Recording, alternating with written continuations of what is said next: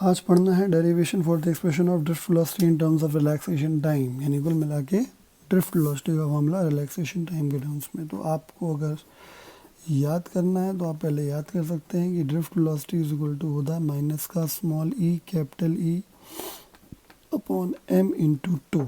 ये आएगा formula where E electron का चार्ज है, एम इलेक्ट्रॉन का मास है, बाकी सब कुछ आप जानते ही हैं। आपने अगर नहीं देखा तो पीछे वाला वीडियो देखिए ड्रिफ्ट वेलोसिटी और रिलैक्सेशन टाइम के बारे में, ठीक है। चलिए, तो एक बात तो हम लोग जानते हैं कि इन एन इलेक्ट्रिक फील्ड जो फोर्स एक्सपीरियंस होगा वो फॉर्मूला होता है F is equal to q into A, यानी जब भी कोई चार्ज इलेक्ट्रिक फील्ड के अंदर होता है तो उसके ऊपर इतना फोर्स लगता है। तो हम इस समय बात कर रहे हैं कंडक्टर के अंदर इलेक्ट्रिक फील्ड की वजह से जो फोर्स आएगा उसकी वजह से, है ना। तो कंडक्टर के अंदर चार्ज कौन है? इलेक्ट्रॉन, ठीक है। तो इसलिए because Q is minus E, electron का चार्ज माइनस ई होता है, इस वजह से जो फोर्स लिया जाएगा वो माइनस का small E into capital E हो जाएगा, ठीक है।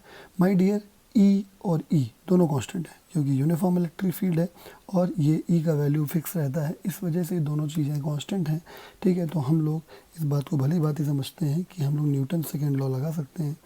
तो by Newton's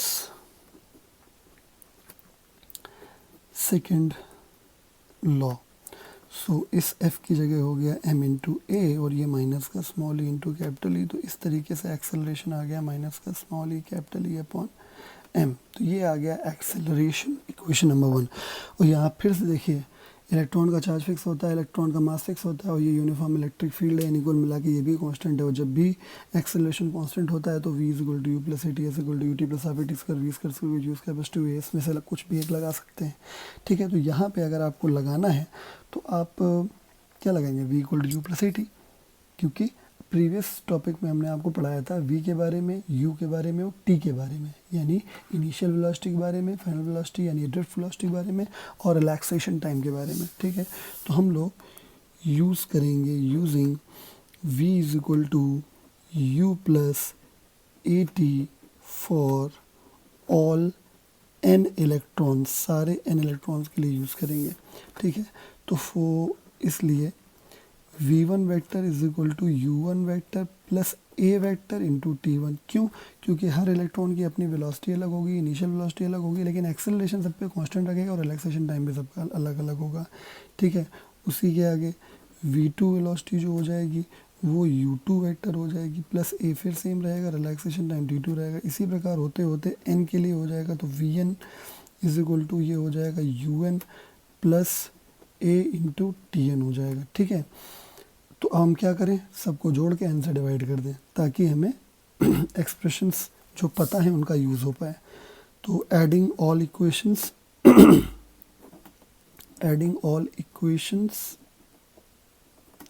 and dividing by n, okay.